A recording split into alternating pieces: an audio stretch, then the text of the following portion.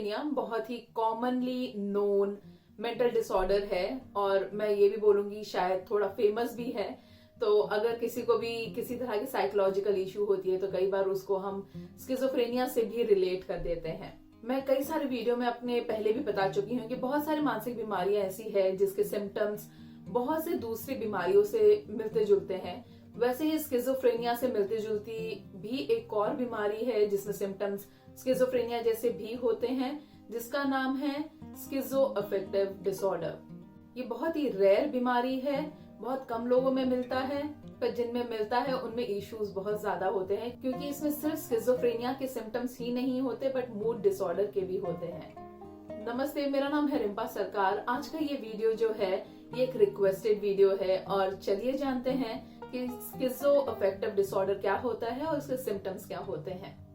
जिन लोगों को स्किज़ोअफेक्टिव डिसऑर्डर होता है, कई बार ऐसा होता है कि उनका जो डायग्नोसिस है मिसडायग्नोस हो जाता है क्योंकि स्किज़ोफ्रेनिया और मूड डिसऑर्डर मोस्टली आपको उसमें मेनिया और डिप्रेशन यही सिम्टम्स दिखते हैं। तो होता है कई बार कि ये सारे सिम्टम्स की वजह से, क्योंकि वो पूरे जंबल हो जाते हैं एक दूसरे के ऊपर, तो इस वजह से कई बार वो मिसडायग्नोस्ड हो जाते हैं और अगर ये बीमारी टाइमली डायग्नोस ना हो तो वो हो सकता है कि और ज्यादा सीवियर होता जाए। उसके साथ में ये जो बीमारी है ये एक बहुत ही क्रॉनिक बीमारी है, बहुत लंबे समय तक चलती है और ये एक बहुत ही रेयर बीमारी भी है, तो बहुत कम लोगों में मिलता है। स्किज़ोफ्रेनिया और बाइपोलर डिसऑर्डर जो होते हैं उससे बहुत ज्यादा ही इसके सिम्टम्स मैच होते हैं, तो इसलिए जो ट्रीटमेंट स्किज़ोफ्रेनिया और बाइपोलर डिसऑर्डर में दिया जाता है वही ट्रीटमेंट मोस्टली इसमें भी दिया जाता है। और अगर उनको प्रॉपर ट्रीटमेंट, मेडिकेशन और थेरेपी दिया जाए तो उस हिसाब से उनको जल्दी ही रिलीफ मिल भी सकता है। मैं ये नहीं बोलूंगी कि वो बीमारी पूरी चली जाती है, पर वो मैनेज किया जा सकता है। और मैं कई सारे लोगों को जानती हूँ पर्सनली भी जिनको स्किज़ोअफेक्टिव डिसऑर्डर है और वो एक नॉर्मल लाइफ जी रहे हैं और सिर्फ इस वजह से क्योंकि वो रेगुलरली मेडिकेशन ले रहे हैं बिना भूले और वो थेरेपी में भी जाते रहते हैं। तो चलिए जानते हैं इस बीमारी के सिम्टम्स क्या हैं, साइंस क्या हैं। उससे पहले अगर आपने इस चैनल में अब तक सब्सक्राइब नहीं किया है तो नीचे बटन है, उसे क्लिक कर दीजिए। और अगर आप भी इसी टॉपिक जैसे कोई और टॉपिक मुझे सजेशन में देना चाहते हैं तो नीचे कमेंट बॉक्स में लिख सकते हैं या फिर मुझे ईमेल कर सकते हैं। तो चलिए जानते हैं स्किज़ोअफेक्टिव डिसऑर्डर के बारे में। मैं बिल्कुल सिंपल लैंग्वेज में 5 सिम्टम्स आपको बताती हूँ जो आपको कॉमनली एक स्किज़ोअफेक्टिव डिसऑर्डर वाले व्यक्ति में मिल सकता है जिसको वो बीमारी हो। जिसमें सबसे पहला है कि उनको हेलुसिनेशन होते हैं, मतलब वो ऐसी चीजें देखते हैं, सुनते हैं जो शायद उनके सामने ना हो। अगर कोई उनके साथ में कोई और हो तो वो उस चीज को सुन ना पाए, उस चीज को देख ना पाए, पर ये व्यक्ति जिनको स्किज़ोअफेक्टिव डिसऑर्डर है वो देख पाते हैं। दूसरा है डिल्यूजन्स। तो डिल्यूजन में ऐसा होता है कि उनके कुछ ऐसे बिलीव्स होते हैं जिसको हम कहते हैं फॉल्स बिलीव या फिर फिक्स्ड बिलीव्स। तो उनके कुछ ऐसे बिलीव्स होते हैं, आप अगर उसको बताना भी चाहे कि वो गलत है तो भी वो नहीं चेंज होते हैं। जिस चीज का भी वो डिल्यूजन कर रहे हैं उसके कॉन्ट्राडिक्टरी भी अगर आपके पास कोई चीज हो, एविडेंस हो और आप प्रूव करने की कोशिश कर रहे हैं कि वो गलत है तो भी वो चीज नहीं मानते हैं, वो डिल्यूजन में ही रहते हैं। डिल्यूजन के लिए मैं कुछ सिंपल एग्जाम्पल आपको दे सकती हूँ कि शायद उनको ऐसा लगता है कि उनको कोई स्पाई कर रहा है, मतलब उनका कोई पीछा कर रहा है या फिर उनपे सर्वेलेंस लगाया गया है। ये भी हो सकता है कि उनको शक हो कि उनको समहाउ गलत तरह से ट्रीट किया जा रहा है या फिर चीट किया जा रहा है शायद। तीसरा है डिसऑर्गेनाइज थिंकिंग, मतलब कि जब भी वो इंसान किसी भी चीज के बारे में सोचता है या फिर कोई भी चीज आप उनसे अगर बात भी कर रहे हो तो वो बहुत डिसऑर्गेनाइज रहते हैं। तो शायद हो सकता है कि आप एक टॉपिक के बारे में बात कर रहे हैं पर उनका आंसर किसी और टॉपिक को लेकर ही हो जो शायद उससे रिलेटेड ही ना हो। इसके बाद के जो 2 सिम्टम्स हैं उन दोनों में से कोई एक ही सिम्टम मिलता है जो कि हो सकता है या फिर तो डिप्रेशन टाइप हो या फिर वो मेनिया टाइप हो।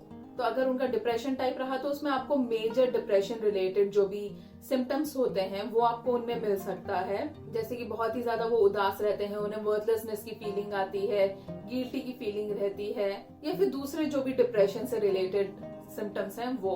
अगर आपको नहीं पता है डिप्रेशन के सिम्टम्स क्या होते हैं तो आप नीचे डिस्क्रिप्शन बॉक्स में देख सकते हैं, वहां पे मैंने एक लिंक अटैच किया हुआ है डिप्रेशन के वीडियोस पे। और दूसरा, अगर वो मेनिक टाइप है तो हो सकता है कि उसमें आपको मेनिया रिलेटेड जो भी उनका सिम्टम रहता है वो आपको मिल सकता है।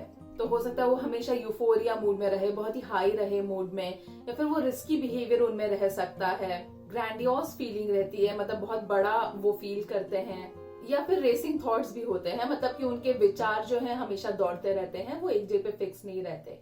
तो ये सारे सिम्टम्स या फिर दूसरे जो मेनिक रिलेटेड सिम्टम्स होते हैं वो भी आपको उनमें दिख सकता है। तो ये जो 5 कॉमन सिम्टम्स हैं ये आपको उनमें दिख सकते हैं। जो पहले के जो मैंने सिम्टम्स बताए 3 वो स्किज़ोफ्रेनिया से रिलेटेड है, और बात के जो है वो मूड डिसऑर्डर से रिलेटेड है, तो वो हो सकता है डिप्रेशन से हो या मेनिया से हो। तो मैंने जो बाइपोलर डिसऑर्डर पे वीडियो बनाया था, अगर आपने वो देखा होगा तो आपको ये डिप्रेशन और मेनिया दोनों के सिम्टम्स उसमें भी मिल जाएंगे। तो आपको समझ आ जाएगा कि वो कई बार इस वजह से बाइपोलर डिसऑर्डर में भी मिसडायग्नोस्ड हो जाते हैं। ये बीमारी होने के कारण कई सारे हो सकते हैं। हो सकता है कि जेनेटिक कुछ रीजन हो, या फिर कोई अचानक से बहुत ज्यादा ही सीवियर कोई स्ट्रेस हमने एक्सपीरियंस किया हो, उस वजह से भी हो सकता है। ड्रग यूज की वजह से भी हो सकता है, जिस वजह से हम किसी तरह के साइकोलॉजिकल इशू एक्सपीरियंस करने लगे, या फिर ब्रेन केमिकल्स की वजह से भी हो सकता है, जिसको हम मुन्ना भाई लैंग्वेज में अगर बोले तो केमिकल लोचा। तो ब्रेन के अंदर जो केमिकल्स होते हैं अगर वो इम्बैलेंस हो जाए तो उस वजह से भी ये बीमारी हो सकती है। और जैसे कि मैंने पहले ही बताया कि इसका जो ट्रीटमेंट है वो बहुत सा स्किज़ोफ्रेनिया और बाइपोलर डिसऑर्डर के जो ट्रीटमेंट होते हैं उसके जैसे ही है। इसमें मेडिकेशंस और थेरेपी दोनों की जरूरत होती है।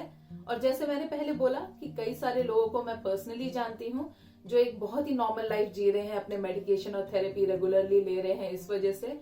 तो अगर आपको लगता है कि आपको या आपके परिवार में किसी को, आपके दोस्त को, किसी को अगर ये बीमारी है और अगर वो मेडिकेशन लें और थेरेपी भी लें उसके साथ में, तो वो भी एक नॉर्मल लाइफ जी सकते हैं।